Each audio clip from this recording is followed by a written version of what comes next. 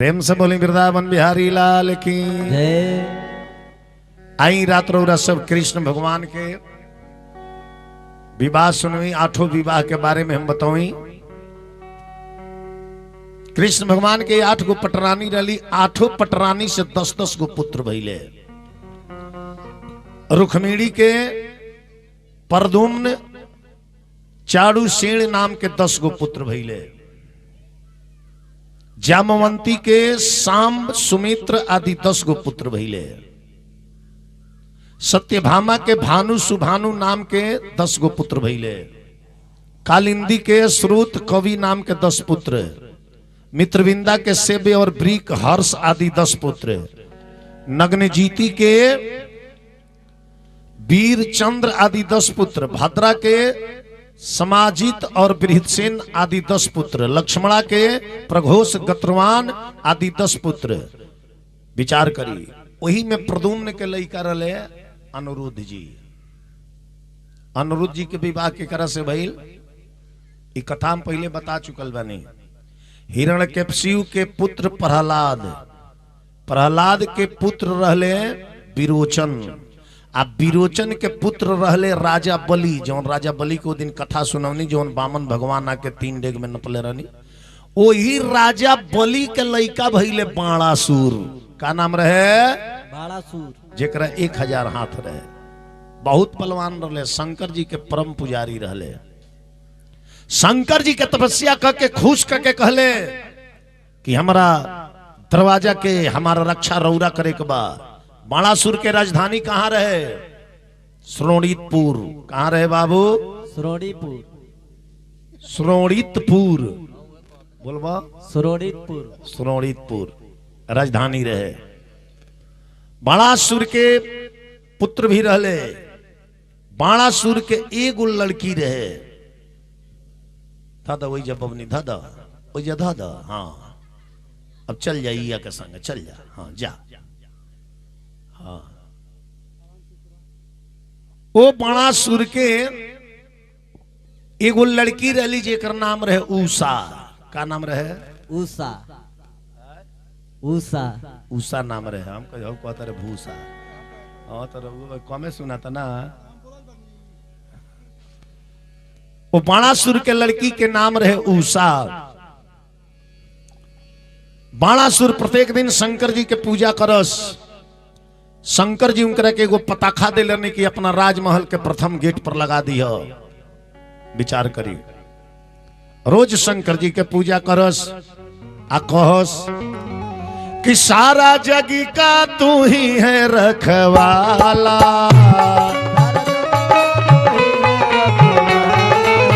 वो सारा जग का तू ही है रखवाला। भोला बाबा बड़ी रे मतवाला। ताली बजत रहा। भोला बाबा बड़ी रे मतवाला। अरे सुन जा भोला, सुन जा भोला, सुन जा भोला, सुन जा। अरे सुन जा भोला, सुन जा भोला, सुन जा भोला, सुन जा।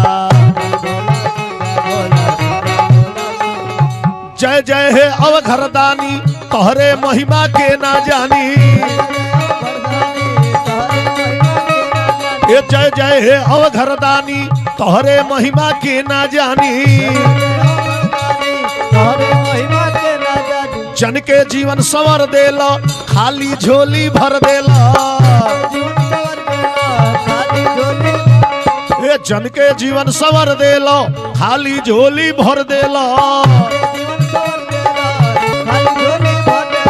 जे तह के गोहरावेला, मनवांछित फल पावेला। आहा, जे तह के गोहरावेला, मनवांछित फल पावेला। ए तहरा दर पर से खाली नहीं जाला, तहरा दर पर से खाली नहीं जाला। भोला बाबा बड़ी रे मतवाला। भोला बाबा बड़ी रे मतवाला। प्रेम से बोली वृंदावन बिहारी लाल की जय। रोज शंकर जी के पूजा करस। शंकर जी अथाह बल दिलरनी बाणासुर के लगे, अथाह बल। अब इनकरा बल के घमंड हो गई। दुनिया में सब कुछ करब, अपना अंदर कबो अहंकार मत करब। कौनो चीज के घमंड जो है ना, घमंड का आहार करते हैं भगवान। जो घमंड है इंसान को विनाश के तरफ खींच कर ले जाता है। इसलिए अपने अंदर बल के, धन के, सुंदरता के कभी अहंकार घमंड ना करे के चाहिए। अपना से नीच केहू के समझ ही के ना चाहिए। सभी बराबर बा, सभी एक बा। जेकरा संगे जिंगा हो रहल बा सब हरि के कृपा से हो रहल बा। आज सुख बा तो हरिये के कृपा, दुख पर गए तब समझी कि हरिये के कृपा बा। इतना दिन सुख में रहनी हाँ, तब भगवान दुख दे के हमरा के परीक्षा लेता रे। परीक्षा लड़का जब 1 साल पढ़ेला तो साल में एक बार परीक्षा होला नो, तो ही रउआ भक्ति करतनी। आ भक्ति करते हुए भी रउरा ऊपर दुख पड़ल बा, तो इतने समझ जब कि ये भक्ति के परीक्षा भगवान लेतनी कि ये दुख में इंसान टूट जाता कि और गहरा हमरा में जुट जाता। तो भगवान परीक्षा ले ले, तो इसे घबराई के ना चाहिए। हाँ, परीक्षा में जो घबरा गई लोग साल भर के मेहनत बेकार चल जाई। बाणासुर के अहंकार हो गई कि हमारा ऐसा बलशाली, अब हमारा से लड़े वाले केहू होइले नहीं के। विचार करी। एक दिन स्वयं शंकर भगवान से जाके बाणासुर कहले, अरे महाराज आपने मुझको 1000 हाथ दे दिया, अब लड़ने के लिए इस हाथ में खजुली हो रहा है कि मुझसे कोई लड़े जो मैं थोड़ा उससे लड़ूं। बताइए जिस धरती पर कौन है जो सिर्फ आपको छोड़कर मुझसे युद्ध करे। वो अहंकार देख के शंकर जी क्रोधित हो गई। नहीं जे देवे के जाने ला ले बहू के जाने ला। महादेव जी वरदान देवे के जाने ले तब वरदान ले बहू के चाहे ले। ध्यान दे। कहले कि अरे दुष्ट तेरे अंदर बल का घमंड हो गया है।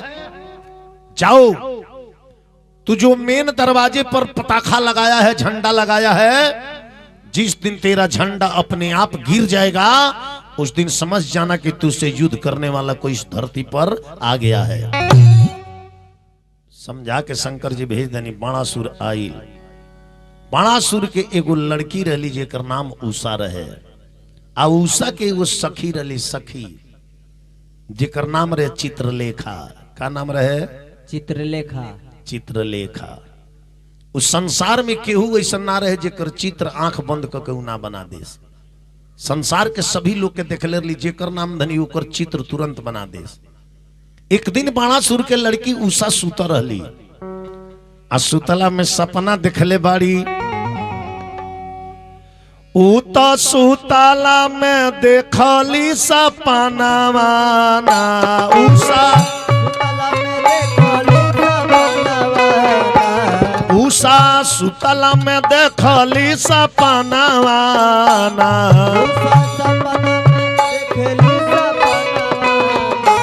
जब जागल बाड़ी व्याकुल भइल माना माना।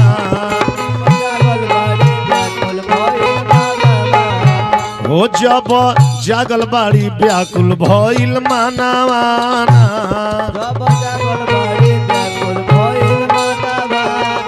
सपना तनिक ना बुझाइल मन बाटे हबड़ाइल। सपना तनिक ना बुझाइल मन बाटे हबड़ाइल। अपना सखी संगे करेली बखाना।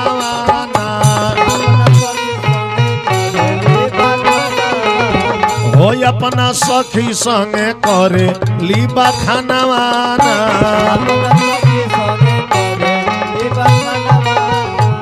सपना में का देखले रही?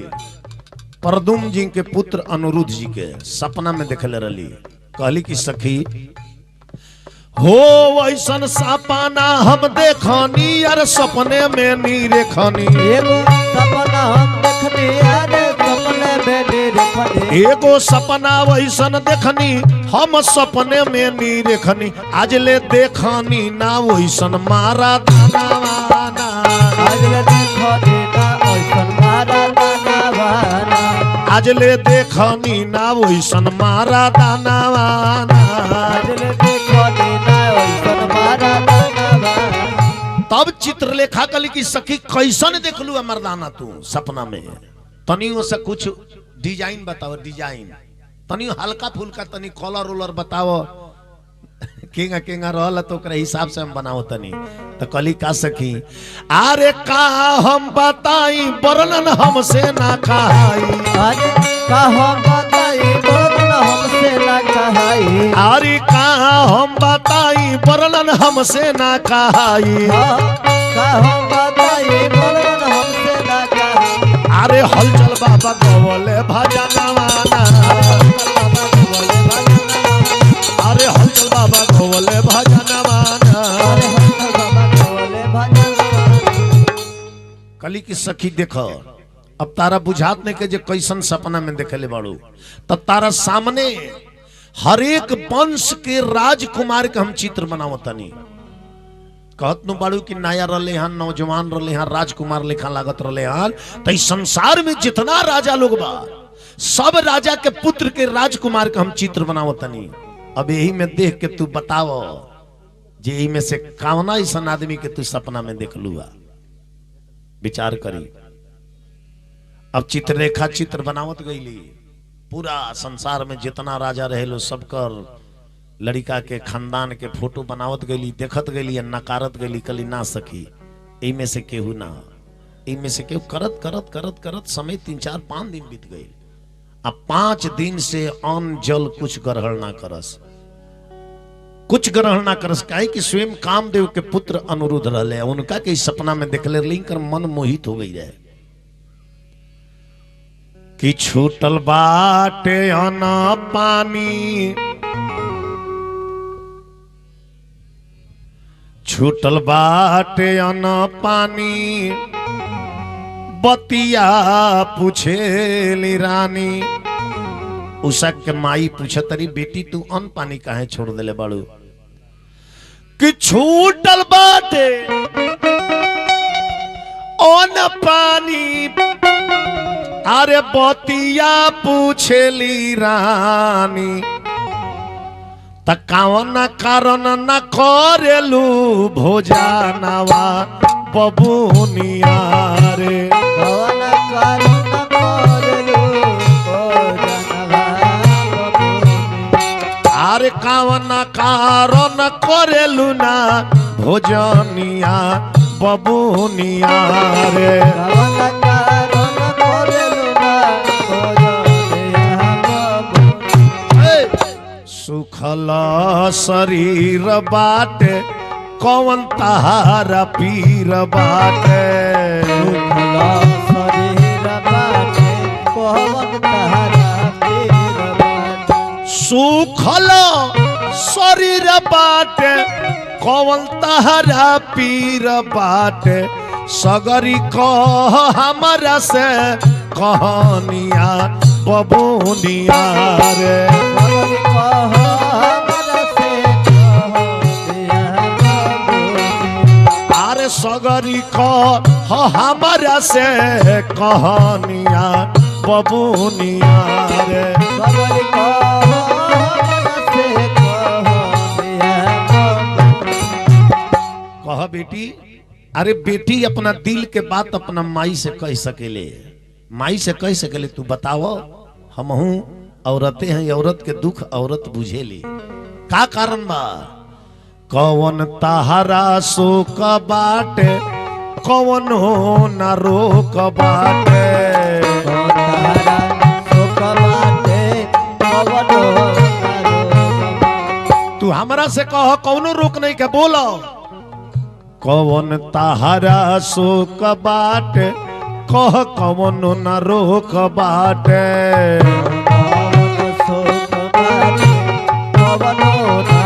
अरे तोरा बिना सुनसान भइल मकनिया बबुनिया रे सुन लागे तोरा बिन मकनिया बबुनिया रे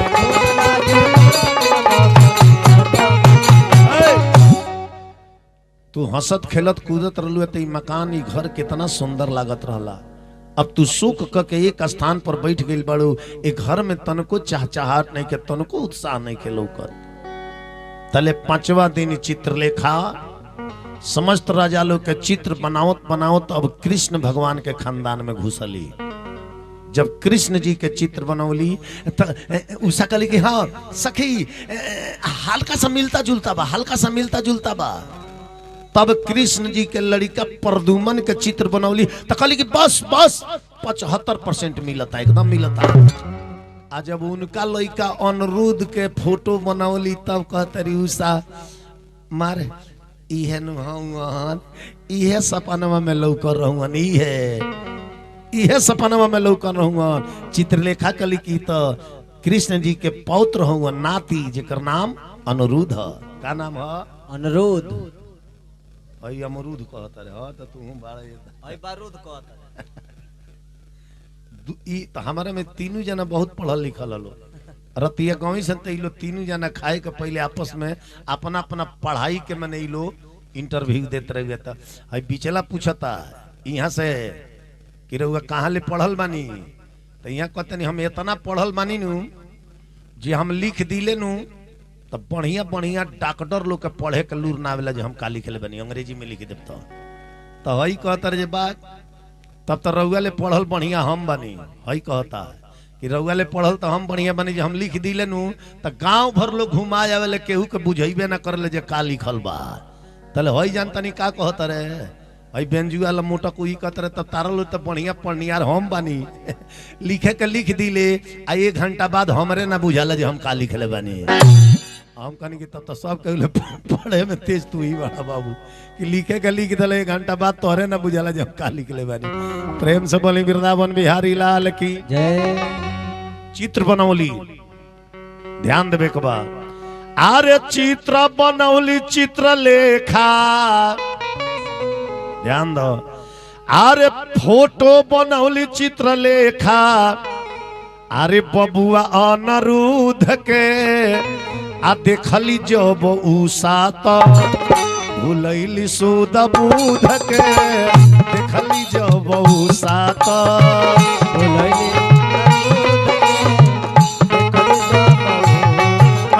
भूलैली सुध बुध के देखली जब उषा तो।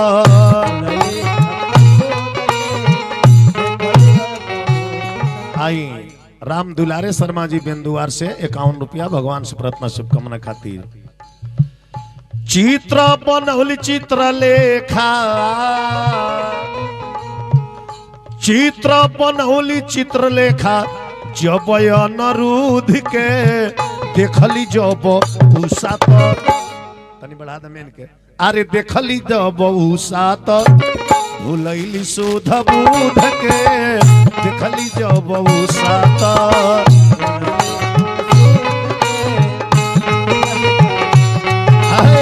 भूलैली सुध बुध के देखली जब उषा तो।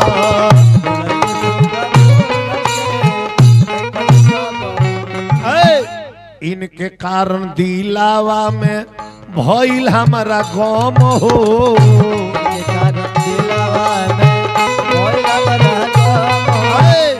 इहे निकल ले यारे छुपा रुस्तम हो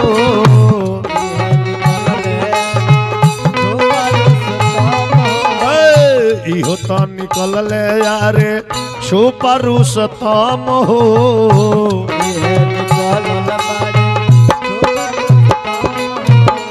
इनका बिना नीक न लागे इनका बिना नीक न लागे मलाई आरे दूध के देखली जब उषा तो भूलैली सुध बुध के देखली जब उषा तो।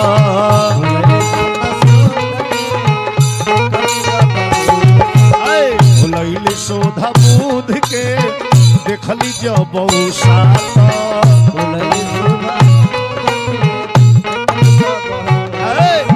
चित्रलेखा कली के उषा सावधान, ई प्रदुम्न के लड़का हुए, अनिरुद्ध नाम है, कृष्ण जी के नाती हुए। कली की केहू है जले इनकरा से हमरा भेंट ना हुई, जले सन्मुख ना देखे तले आरे प्राण पखेरु तन छोड़ दी है, बाची न देहिया में प्राण, अरे जबले नाइने का के सन्मुख देखो, आरे आई न देहिया में जान, इनका के सब कुछ अपन मन ले बानी, सब कुछ इनकरा के मन ले बानी, इनकरा से हमरा के दर्शन कराई दे सन्मुख। यह सहेली तारा से हमारा आग्रह बा। तो सहेली से सहेली अपना दिल के बात कहेली, फिर से बेटी भी अपना माई से दिल के बात कहेली। कहीं कि जब विवाह होला नो तो लड़की के बाप अपना बेटी से दिल के बात पूछे कि बबनी काहे रोतरू हमरा से बताओ। तो लड़की कहेली ए जब गावे ललो माई बहन लो, घुरमी घुरमी पापा अरे तुलसी लगाइले, अमवा लगाइले के लहे,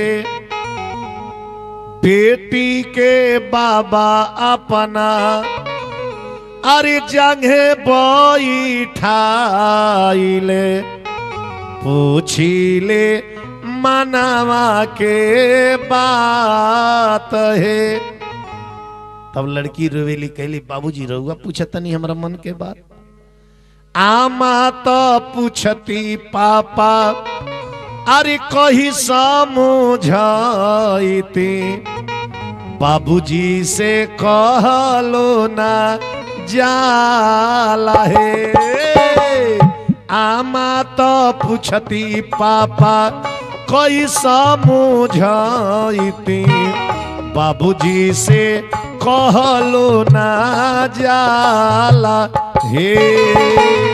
आमा तो पूछती है बाबा कोई समझाइती, बाबूजी से कहलो ना जाला है। तब लड़की के बाप कहले सोनावा तरह तू बेटी फेरू से गढ़ाइते, चनिया गाढ़ावलो ना जाला हे।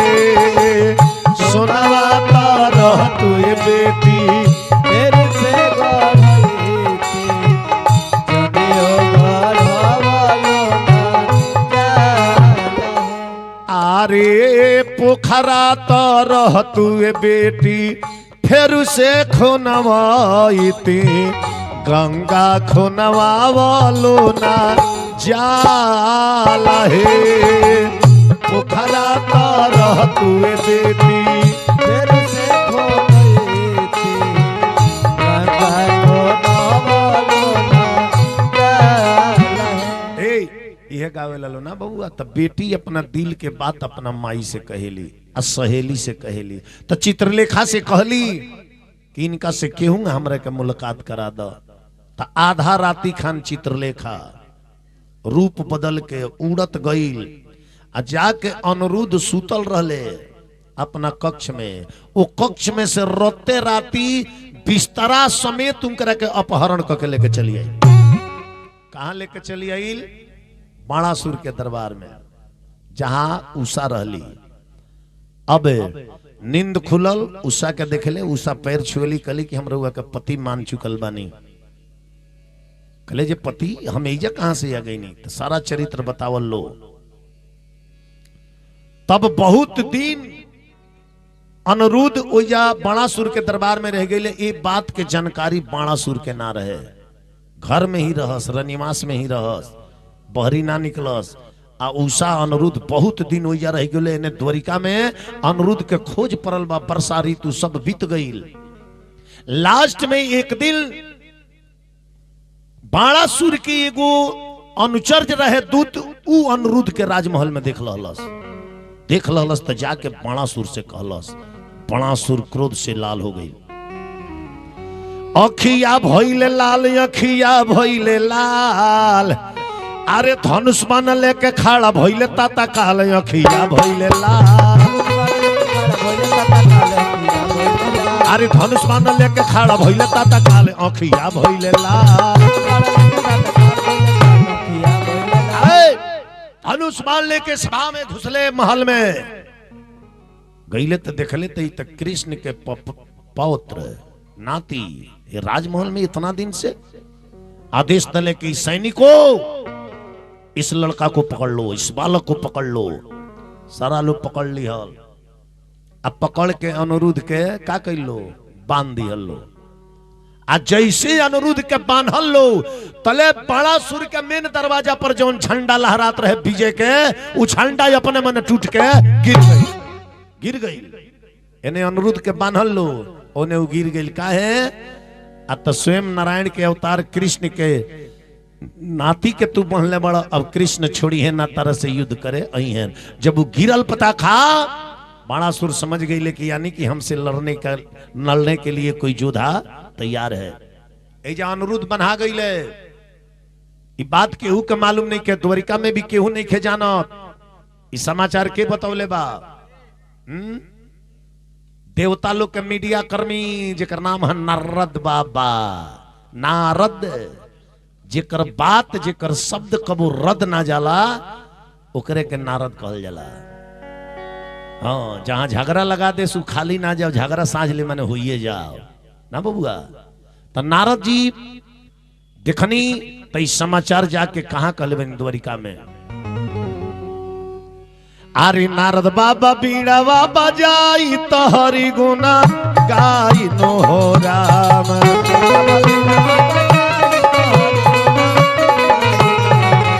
अरे नारद बाबा बीड़ावा बजाई तो हरि गुना गाई नो हो राम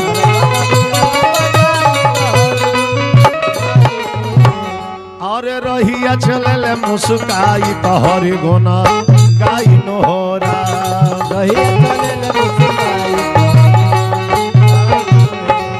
अरे रहिया चले मुस्काई तो हरि गुण गाई नो हो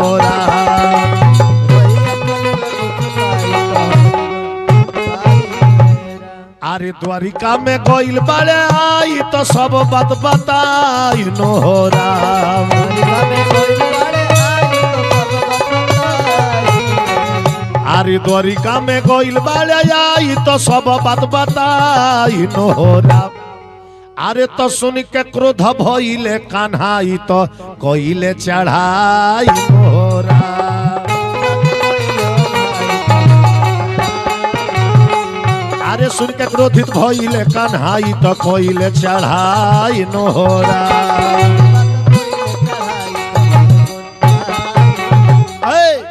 प्रेम से बोलें वृंदावन बिहारी लाल की जय। अभी समाचार नारद बाबा बतौनी की रौरा नारायण नारायण रौरा लो हेजा बैठल बानी आरा और पौत्र श्रोणितपुर में बाणासुर के दरबार में बनाइल बड़े समय से ना जाइल जाई तो उनकर हत्या भी हो सकता तो केहू भी बा हम ही बहनी चाहे रहुए बहनी केहू जान जाओ कि रहुआ खानदान के लड़का के केहू बांध देले बा हत्या करे खातिर तो रहुआ एक क्षण रुक सकीले ओकरा खातिर जौन भी हो जाई रहुआ अपन पूरा पावर लगा देब लेकिन उसको बचाने के लिए आप अवश्य जाइएगा। ये अजुए से ना आदि से आ रहल बा कौनो भी मार झगड़ा तीने गो चीज खातिर भइल बा जर जोरू आ जमीन तीने गो खातिर भइल बा रामायणो भइल यही खातिर महाभारतो भइल यही खातिर जर जोरू जमीन तीने गो खातिर भइल जर माने खानदान रुआ खानदान के लड़का के केहू बांध के पीट दे तो रउआ बदला लेवे खातिर अब उनका खानदान के लड़का के रउआ धो के पीट देव अब लागल दुनू टोला में मार लागल कि ना एने के लोग अब ओने न जाई ओने के एने ना आई आ जोरू द्रौपदी के चीर हरण भइल जौना कारण महाभारत भइल सीता का हरण कैले रावण जौना से 1 लाख पुत्र 1.25 लाख नाती समेत मारल गईले तो जो जर जोरू जमीन ये 3 गो खातिर ही युद्ध होला गौवे में झगड़ा होला काय खातिर होला काय खातिर होला ए खातिर न होला ए हमार हेजा ले जमीन बा तू अपन काहे हेजा मोटरसाइकिल लगल बड़ा होने लगाओ तो जमीने खातिर भइल बता कहनी है हमारा पटीदारी के बारे में तू काहे बतियवला, हमारा जौर के बारे में काहे तू बतियवला, तो ओकरा चलते हो गए। केहू का औरत जाती है, केहू ताना मार दिया, हमारा औरत के देख के तू ताना काहे मरला, तू जोरू हो गई, ओकरा कारण हो गई। ये जर जोरू जमीन ये तीने के कारण झगड़ा आदि से लेके अंत तक भइल बा। चाहे अभी भी होता यही कारण। भाई भाई जल्दी अलगा ना होले, वही में जोरुए बाड़ी संजे अलगा करावे ली जा। भाई भाई अलगा होके के ना चाहेले, लेकिन जोरू के चलते अलगा होके के परल का है। उ सोचे कल यहाँ दे अब जे एक में रहल तो 52 आदमी के रोटी इनका से ना दिलाई, अलगा होके के तो हो जा, ना तो कहियो मन उबियाई तो फौसरी लगा ले। तो मरद सोच ले जे फौसरिया ले नीमन बजे अलगे हो जा। मेन कारण हो जाबा वही जैसे अलगा होला। कौनो भी घर भाई भाई से ना बिगड़ेला। औरत अगर वो घर के सारी औरत सात्विक हो जास, पति के कान भरल छोड़ देस, वो घर में कबो झगड़ा ना हो, घर कबो अलगा ना हो। लेकिन ई तो दिन भर सुनले रही है जा। एगो तो हारल था कल ड्यूटी पर से आइल बड़े आवते नाश्ता ना दिए, पहले उनकर कान भरे लगले राउर माई हेंगा कहत रलिया। हाउ एगो बिया ननदी उ तो औरी चढ़ल बिया, ए दादा उ तो हमर खाइलो देख के जरतिया। अतना ना कान भर दी है जे पति देव अब हरासमेंट में आइल बड़े, वही क्रेज में डिसीजन ले ली हैं। कहीं जब इन्हें से अपन देख लो हमार मेहरारू अब अलग देखी। हाँ जहिया अलगा होला नु कह लो जाए तो एक काली माई भीड़ भड़ाका से हट गई, अगला सोमार ले कराही तरह के चढ़ा दे। हाँ तो ले जाके कढ़ाई चढ़ावे लगे जाए तो दे हल्का हो गई। बाप रे बाप 5 किलो आटा बेलत बेलत हमार कलाई दुखा जात रहा। अब का मन करी तो कहियो रोटी बनी ना तो तोहरिए बना के खा के सुत रह जाई। हाँ अकेले वाली मामला विचार करी। भाई भाई अलगा ना होले, इहे लोग करावेला। हाँ अगर भाई भाई जिंगा बड़े होंगे अगर दयादिन लो हो जाओ तो घर कहियो ना बिगड़ी, कबू ना बिगड़ी। आ घर अलगा होला कब, जब मन में बेईमानी समा जाई, देह चुरई समा जाई, तो घर अलगा होके में टाइम ना लगी। अब ऊ कमाते रहे अपना के धरे लगले, ऊ कमाते रहे अपना के धरे लगले, ऊ कमाते रहे अपना के धरे लगले, तो घर में हित नात के भी अस्तित्व ना रह जाला। आ सब भाई इकट्ठा होके कहस कि भाई हे महीना में हम इतना कमैले बनी, हे महीना में हम इतना कमैले बनी, गोट करके कोनो काम आगे बढ़ी तो परिवार आगे पड़े बढ़त जाई। आ बेईमानी क के जे धरे लगी तो बुझी जे घर खंडित होके में कोनो देरी नहीं खे। खाना का हो जब भाई जब मन एक बा तो खाना अलग भी रही तो कोनो बात नहीं खे। लेकिन हम कई जगह देखी कि खाना एक बा मनवे अलग अलग बा, वो दिखावे खातिर। अब एगो द्वार पर 4 गो चंपा कल होके तब कहीं जे हमने के सब पटीदार में खूब राय बा, तो कलवे बताओ तो जे कितना राय बा। राय रही तो एक एगो कल पर 4 पटी के पानी ना भराई, 4 गो के का जरूरी बा। विचार करी, कलवे बता देता जे कितना राय बा घर में। विचार करी। प्रेम से बोली वृंदावन बिहारी लाल की। कि भाई से भाई लड़े, कि भाई से भाई लड़े, लड़वले पड़ोस बा,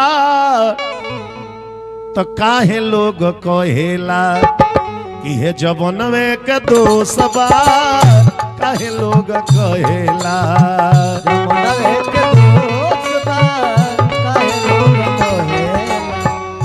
भाई से भाई लड़े, भाई से भाई लड़े, लड़वले पड़ोस बा, मनही के परी की हे जबनवे के दोष बा। मनही के परी की जबनवे के दोष बा, मनही के परी की। जबनवे के दोष बा, मनही के परी। ध्यान दो, एक रहले बाप एक रहली महतारी, दूगो फूलैले फूल एक फूलवारी। दूगो फूलैले फूल एक फूलवारी, दूगो फूलैले फूल एक फूलवारी। एक रहले बाप एक रहली महतारी, आ दूगो फूलैले फूल एक फूलवारी। का ननद से ननद लड़े, भौजी से ननद लड़े, देख के अफसोस बा। मनही के परी की हे जबनवे के दोष बा मनही के परी की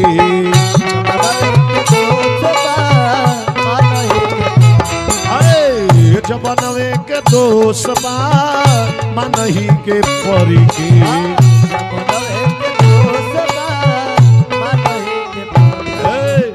मनही के परी की है जबनवे के दोष बा। ध्यान दी तुहरा के का कही हाय रे कलो जुगावा पेवाना लगा के माई पेन्हतारी लुगावा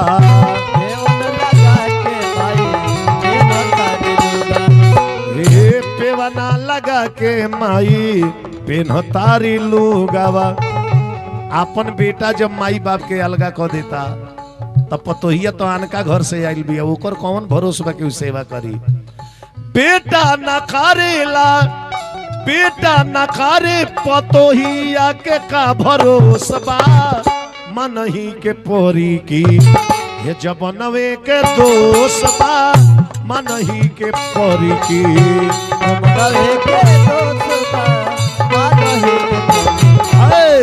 जबनवे के दोष बा मनही के पोरी की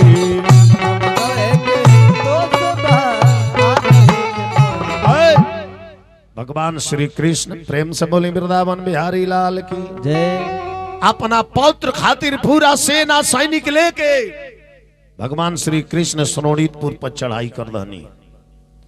बाणासुर देखलस बाणासुर भी अपन सेना सैनिक लेके आइल। महाराज यहां तक ले जब बाणासुर के तरफ से शंकर जी भी आके भगवान कन्हैया से युद्ध कैले बानी उनकर गण लोग भी युद्ध कैले बा। विचार करी बाद में 1000 हाथ से 500 धनुष उठा के आ एक सुर में बाणासुर पान चलावे लगल। भगवान कन्हैया सारा बांध के काटत गईनी। का भइल अरे कट गईले हो अरे कट गईले बाणासुर के सब बनवा अरे कट गईले हो बाणासुर के सगरी बनवा अरे कटी गईले हो बाणासुर के सगरी बनवा। आके महादेव जी खूबे समझवानी आके महादेव जी खूबे समझवानी तनी ऐसा टसमस केहू ना भइल। आके महादेव जी स्वयं बाणासुर के समझौनी कहनी कि बस तहार शक्ति या पावर यही जले रहल है आवाज से तहार शक्ति क्षीण होता। भगवान कृष्ण के सामने इनका सामने केहू खड़ा ना हो सकेला। व्याधि नाम के ज्वर शंकर जी पैदा कैनी ओकरा के काटे खातिर से शीत नामक ज्वर कृष्ण जी पैदा कैनी। दोनों में युद्ध भइल युद्ध में दोनों ज्वर शांत भइल। कृष्ण जी अपन भी मर्यादा रखनी या महादेव जी के भी मर्यादा रखनी। तब कन्हैया जी के विकराल रूप देख के महादेव जी जाके बाणासुर के समझौनी जब समझौनी तो का भई हट गईले हो अरे हट गईले जुधावा से बाणासुर अरे हट गईले हो जुधावा से बाणासुर अरे हट गईले हो जुधावा से बाणासुरवा। युद्ध से हट गईले भगवान के सामने बाणासुर क्षमा मंगले राजभवन में गईले विधिवत विधि पूर्वक उषा और अनिरुद्ध के विवाह भइल। आ विवाह करके तब भगवान श्री कृष्ण उषा अनिरुद्ध के लेके द्वारिका वहीनी ये द्वारिका में यथोचित सत्कार भइल हर्षो हुलास भइल अनेक प्रकार के नगारा बाजा बाजल बबुआ।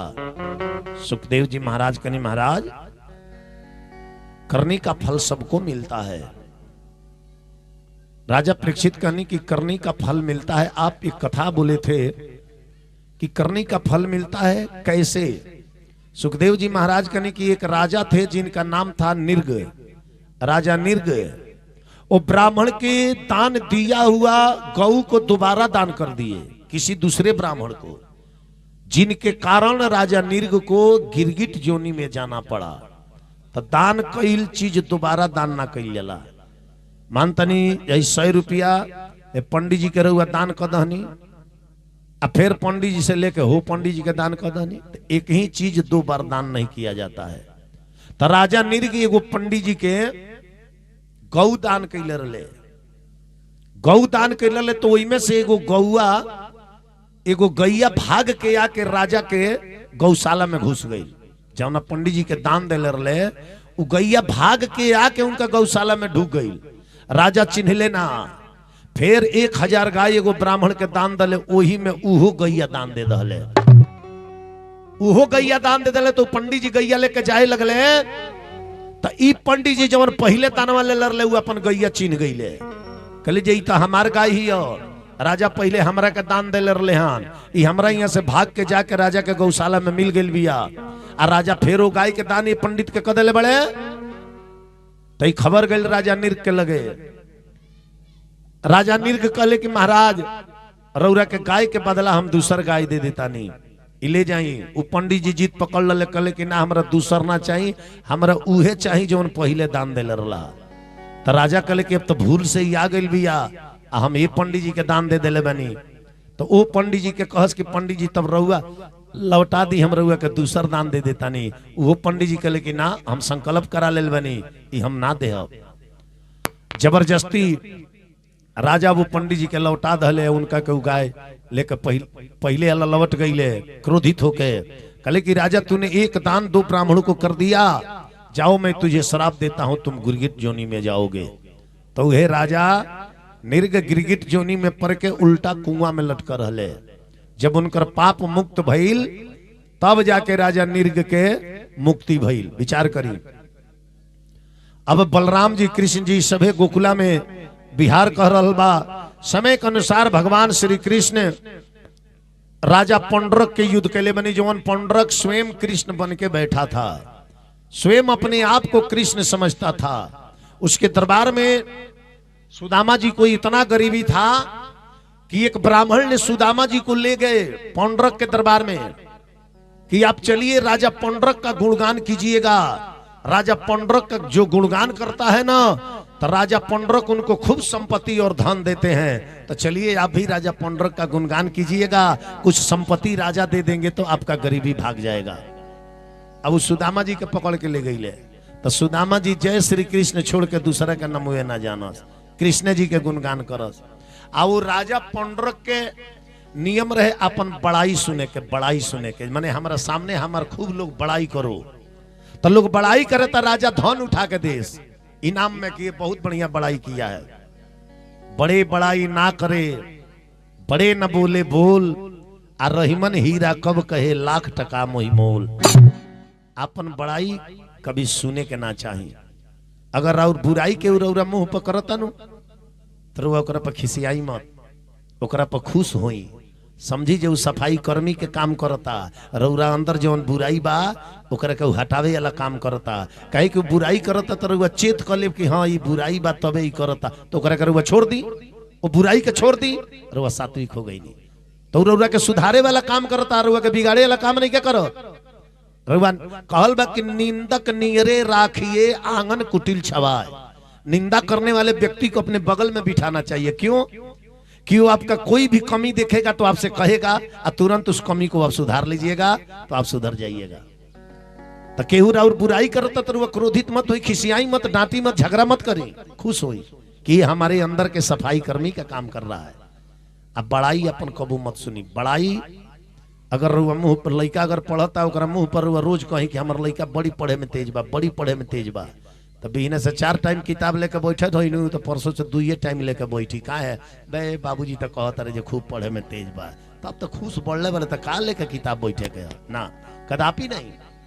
अपनी औलाद का, अपने पत्नी का बड़ाई उनके मुंह पर सन्मुख कभी नहीं करना चाहिए। बहुत लोग के आदत बा कि अगर मेहरारू के कह दो कि बा तू तो दुखेंगन ये चूरई लेखन लागत अरू, तो वो दिन सब्जी में नमके बढ़ा दी है आ कहियो जाके कह आहा कितना सुंदर लागत तारू, तो 4 गो वैरायटी ऊपर से एक्स्ट्रा बना दी है। कितना जानी के आदत होला प्रेम से बोली वृंदावन बिहारी लाल की। तो ध्यान दी। अब सुदामा जी के पकड़ के ले गई, सुदामा जी गई पंडित जी खुश बड़े कि सुदामा जी राजा के बड़ाई करी है, धन मिली आज इनकर गरीबी भाग जाई। आ उ गईले त उ का शुरू कर दहले, श्री कृष्ण गोविंद हरे मुरारी, हे नाथ नारायण वासुदेवा, श्री कृष्ण गोविंद हरे श्री कृष्ण गोविंद हरे मुरारी, हे नाथ नारायण वासुदेवा, श्री कृष्ण गोविंद। अब ओइजा जाके सुदामा जी कृष्ण जी के बखान करे लगले हैं, विचार करी। अब वो राजा क्रोधित हो गई, कहले कि यार आए पंडित, कि कैसे ब्राह्मण को बुला लाया मेरे सामने, उस माखन चोर चीर चोर का वर्णन कर रहा है, भजन कर रहा है, इसको मार करके ढकेलते यहां से निकालो। अब दूत लो सुदामा जी के ठा होत मारत तो जैसे निकाल, लेकिन फिर भी सुदामा जी ही बोते कितनो पीटा तो लेकिन छोड़त नहीं खान। श्री कृष्ण गोविंद हरे मुरारी, हे नाथ नारायण वासुदेवा, श्री कृष्ण गोविंद विचार करी, ढाई के निकाल दी हल्लो। अब वो पंडित रहले, कहले कि कितना मूर्ख बाड़ा तू, तनी ऐसा राजा के बड़ाई को दिल रहता, कुछ धन मिल गई रही। कहले कि हमारा तो दुनिया का सबसे बड़ा धन है, बड़ा धन है हमारे कृष्ण का भजन, कृष्ण ही मेरे सबसे बड़ा संपत्ति है। इन मूर्ख राजाओं के संपत्ति से मुझे कोई आवश्यकता नहीं है, कोई आवश्यकता नहीं है, मेरे पास सबसे बड़ा धन है। अगर भगवान ही जिसके जिंदगी में आ जाए उसके पास सबसे बड़ा धन होता है। विचार करी, सुदामा जी जैसे लंगड़ा चलल बड़े कि कृष्ण मुरारी एहो बनवारी,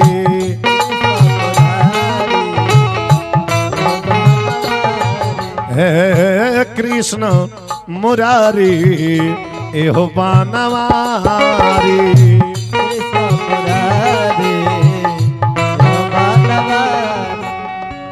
ओ बकी के बारी नाथ, ओ बकी के बारी नाथ बाटे हमारी, कृष्ण मुरारी एहो बनवारी,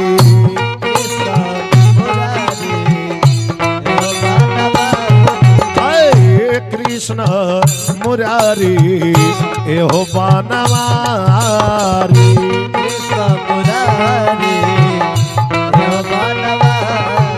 ये नारी द्रौपदी के बेरी कईनी न तनिको देरी, नारी द्रौपदी के बेरी कईनी न तनिको, हे नारी द्रौपदी के बेरी कईनी न तनिको देरी, आके बढ़ा दिहनी, आई के बढ़ा दिहनी क्षण भर में साड़ी, कृष्ण मुरारी एहो बनवारी,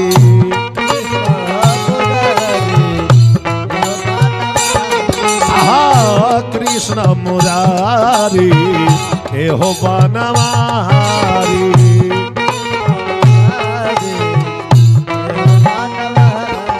सुदामा जी वजह से चल रहनी।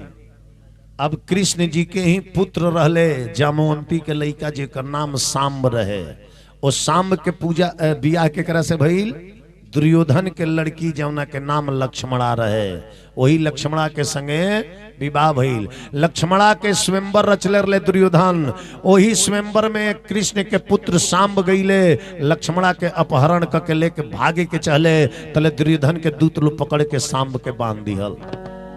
ओहू जा युद्ध भइल बा, यो युद्ध में दुर्योधन पराजित भइल बड़े। फिर समय अनुसार लक्ष्मण और सांब के विवाह भइल बा। कृष्ण जी लेके अपना द्वारिका में आईनी। सुखदेव जी महाराज कनी हे राजा परीक्षित, इसी तरह इस यदु वंश का वंशावली चला।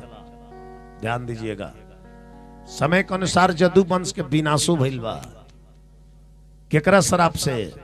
दुर्वासा ऋषि के श्राप से समस्त यदुवंशी के उस समय में विनाश भई रहे, खाली एगो साधु के अपमान के चलते। तो ऐसे दुनिया में कभी भी संत के, साधु के, अपना से श्रेष्ठ के कभी अपमान ना करे के चाहिए। अपमान के मतलब ही ना होला कि रउआ कटु वचन बोल दे तबे अपमान होई ना। अपना से श्रेष्ठ सामने भेटाइल अगर प्रणाम ना कईनी तभी भी ओकर अपमान हो गई। अपना से श्रेष्ठ के आगे आगे चले लगनी तभी भी ओकर अपमान हो गई। खाना बनल बा अपना से श्रेष्ठ आदमी ताकत आ रउआ लेके खाए लगनी तभी भी अपमान हो गई। रउआ सामने कुछ आइल बा श्रेष्ठ आदमी बैठल बा ताकत आ रउआ खाए लगनी ना पूछनी एहू अपमान हो गई। माता पिता संत के चरण से प्रेम करना ये तो साधारण बात है, चरण से प्रेम करना, लेकिन सबसे कठिन काम है वचन का प्रेम। सोनु जननी सोई सुत बड़ भागी, जो पितु वचन मातु अनुरागी। जो पितु मातु वचन अनुरागी, वो पुत्र बड़ भागी होता है जो अपने माता पिता के वचन का अनुरागी होता है। चरण में अनुराग होना तो साधारण बात है। बाबूजी सुतल बड़े सुत के उठी दुहली प्रणाम कली, ये तो साधारण काम बा। सुते जाता नहीं दुहली प्रणाम कली तो साधारण काम बा। हाँ, रोज गोड़ छू के प्रणाम करी आ एको को बात मत मानी तो प्रणाम के लिए कोनो फायदा बा। तो माता पिता के चरण से अनुराग नहीं, उनके वचन से अनुराग रखना चाहिए कि माता पिता जो कह दें उसका पालन करना चाहिए। बाबूजी कहते रे बाबू वो चौराहा पर मत जा, वो जगह तार ठीक नहीं खाता मत जा।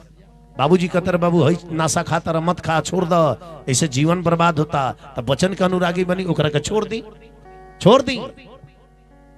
तो चरण से अनुराग होना साधारण बात है, लेकिन वचन का अनुरागी होना बहुत कठिन बात है, कठिन बात है। पति के चरण से अनुराग होना ये अलग बात है। पति जी सुतल बड़े चार हाली प्रणाम कह ली, का हो जागो महादेव, जगा दो महादेव, ये घर के झगड़ा वो घरे लगा दो महादेव, चार करी हो शिव चर्चा सुनी ले हमारा बड़ा हंसी है। जागो महादेव आ जगा दो महादेव, तो तू तो खुदे जागल बड़ू जो करे के जगाओ तरु जे जागो महादेव आ जगा दो महादेव, तो तू तो खुदे जागल बड़ू तो जगह के करे के है। शब्दों पर तनी ध्यान देवे के चाहिए। आखिर हम जागल बनी तब नहीं करे के कह ए उठी जागी आ जगा दी, तो खुदे हम जाग के वहां से कहता नहीं जागी या जगा दी, तो हम जागले बनी तो वहां के जगाब के करे के हम वहां ले पहले जागल बनी है। लेकिन चली जे शब्द को जौन बता दियल वही के लेके लोग ढोवता, लेकिन कोनो चीज ढोवता नहीं तो ओकरा बारे में जानी, ओकरा बारे में जानी। हई लीलार पर साटल जले कर नाम टिकुली, तो काहे हे ही जा साटल जाला, ओकरा के हे जा काहे ना साटल जाला, काहे यही जा साटल जाला। 5000 का पायल होई नु तो गोड़वे में पहनल जाई, अब 25 पैसा के अगर टिकुली होई नहीं तो ओकरा के लीलारे पर साटल जाई, ओकरा के गोड़ में ना साटल जाई। तो देखी कीमत के कोनो वैल्यू नहीं खे, स्थान के वैल्यू बा।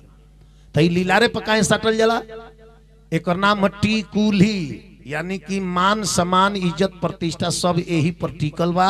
इंसान कोई भी काम यहीं से सोच कर करता है, यही से पहले पर टेक लगा दिहल बा, वो जब ब्रेक लगा दिहल बा कि कोनो काम करिए तो जैसे सोच समझ के करी हो। ऐसे सुनाओ तनी तनी सुन ली। अरे कहना के गुणी तनी सुनली माता बहिना लो, तहे कहना में गुण बाटे नाना ये रा।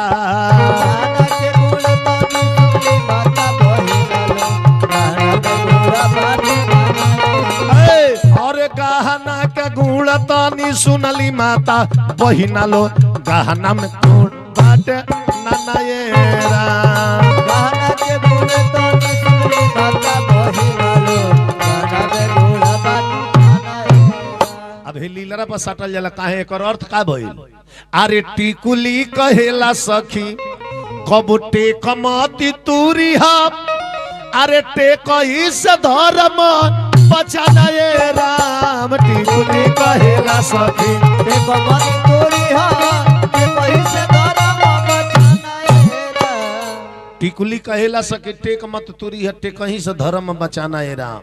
अब टिकुली से नीचे आई है, नकिया में पहनल जाला। अरे नथिया कहेला अपना मानवा के नथी हो, नथिया कहेला अपना मानवा के नथी हो, तब के न पावे मन मानाएरा। नथिया कहेला अपना मानवा के नथी हो, न पावे मन। अरे नथिया कहेला अपना मानवा के नथी हो, बह के न पावे मन मानाएरा। नथिया कहेला अपना मानवा के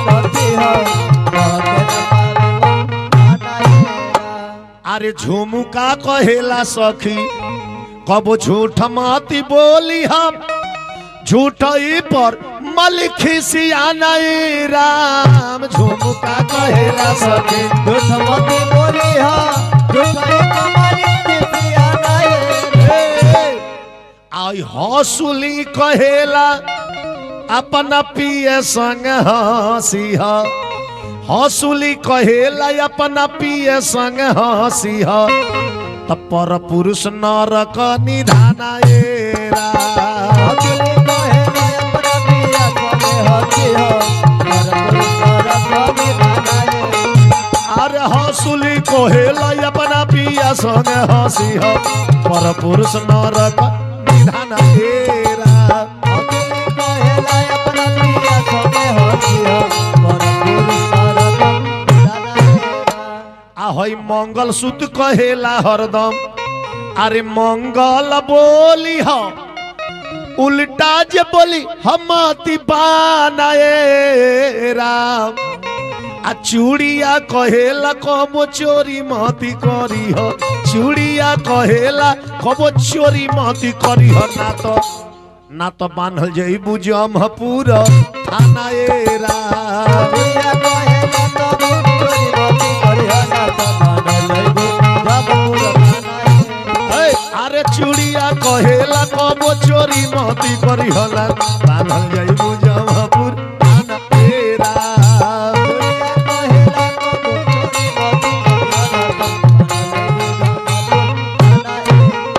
अरे बिछिया कहेला हरदम अरे बिखमती करी हम बिखही पर मलिखी सियाना राम पायल कहेला हरदम पहुँचल रही कहवा जी वृद्धा पेंशन उठावे ना ना ना ना अरे पायल कहेला हरदम अरे पहुँचल रही हई जहाँ बाड़ संत सुजाना राम कहेला हो चला रही अरे पायल कहेला हरदम पहुँचल रही जहाँ बाड़ संत सुजाना राम पायल कहेला हो चला रही अरे पायल कहेला हरदम पहुँचल रही जहाँ बाड़े संत सुजाना राम पायल कहेला हरदम पहुँचल रही जहाँ बारे संत सुजाना अरे गहना के गुड़ तनी सुनली माता बहिना लो गहना में गुड़ बाटे नाना राम गहना के गुड़ तनी सुनली माता बहिना लो गहना में गुड़ बाटे नाना अरे गहना के गुड़ तनी सुनली माता बहिना गहना में गुड़ बाटे नाना राम